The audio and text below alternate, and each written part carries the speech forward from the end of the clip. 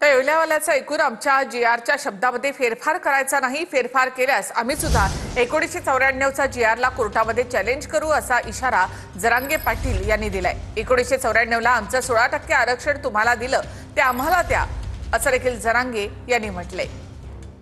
मुख्यमंत्री साहेबांनी दोन उपमुख्यमंत्री साहेबांनी उपसमितीकडे काम आहे मराठ्याचं म्हणून विखे साहेबांना सांगतो। GR नुसार नोंदी GR नुसार ज्या नोंदी आहेत हैदराबाद गॅझेटमध्ये त्याचे प्रमाणपत्र द्यायला सुरू करा।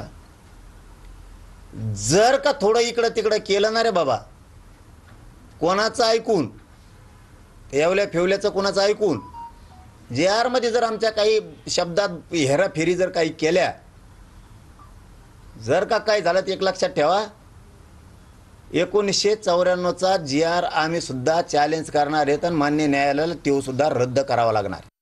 1994ला आमचं 16% आरक्षण मराठ्यांचं तुम्हाला दिलं, ते GR रद्द करून आमचं आरक्षण आम्हाला द्या 16%। मग आता जशाल तसंच उत्तर मिळणार इथून पुढे। आता तुम्ही लय तैट वागायला लागलेत, आता आम्ही पण तैट वागणार आहेत। आता खूप संयमाच्या भूमिका घेतल्या आतापर्यंत आम्ही, आता बस। आणि 50%च्या वर गेल्याला 2% सुद्धा रद्द करा। तुम्ही आमच्या मागे लागले, आता आम्ही तुमच्या मागे लागणार। 17 सप्टेंबरच्या आत सरकारनं हैदराबाद गॅझेटच्या नोंदीच्या आधारे कुणबी प्रमाणपत्र देण्याची कार्यवाही सुरू करावी।